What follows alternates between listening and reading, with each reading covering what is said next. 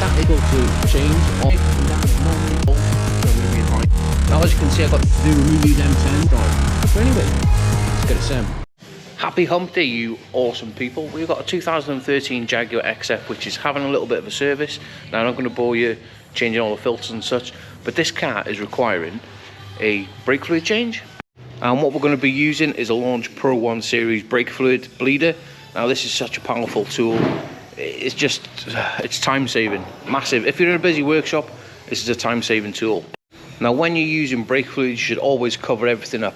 Now the first thing we need to do is suck all of that fluid out of the reservoir.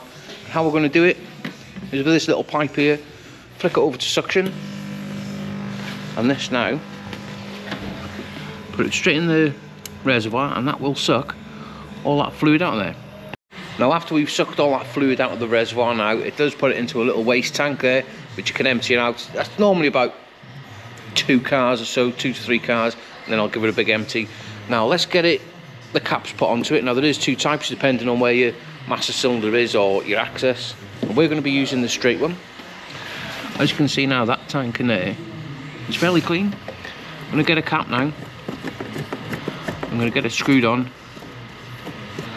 and nip it up. Once you've got your caps on, then you need to get the fill pipe, which is, I'll just walk back without really tripping over anything. The pipe on it is relatively long and it has got a quick release end on it, and that just clips on to the top of the cap like that. Now when you're bleeding brakes, especially on these newer vehicles, you have to be quite critical with them. Now look on technical data now, majority of cars are safe at about 2 bar of pressure.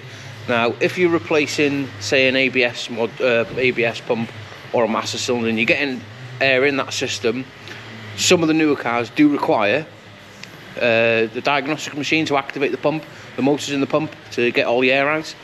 But we're going to be okay.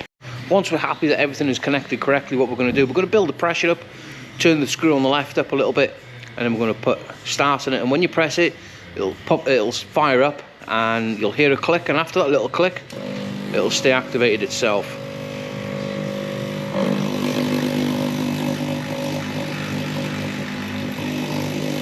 There you go, that is that little click. Now that'll fill up to do 2 bar of pressure. Now what we're going to do is leave it on for a minute or so and just make sure that we've got no leaks around the master cylinder. Now we're sitting absolutely perfect at 2 bar of pressure and we've got no leaks whatsoever. We can get the vehicle up to working height, and we're going to start the furthest away from the master cylinder.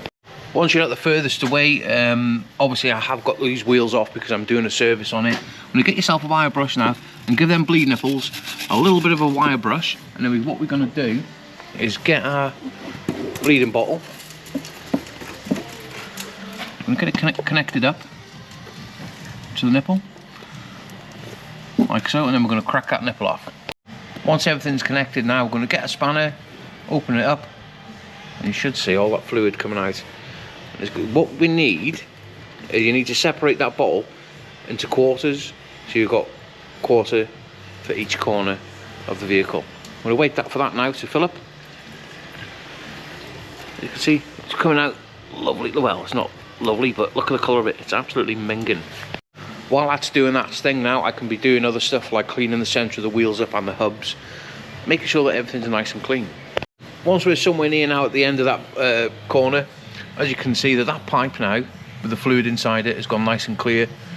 So all we've got to do is lock it off and move round to the other side.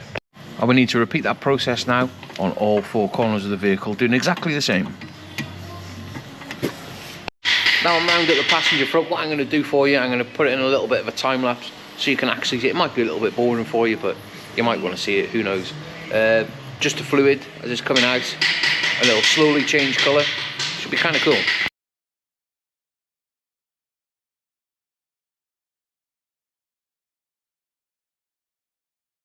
Now after we've finished all 4 corners of the vehicle, we need to switch the machine off, and it's simply flick the off button and turn that pressure switch right the way down, and you will see the pressure dropping.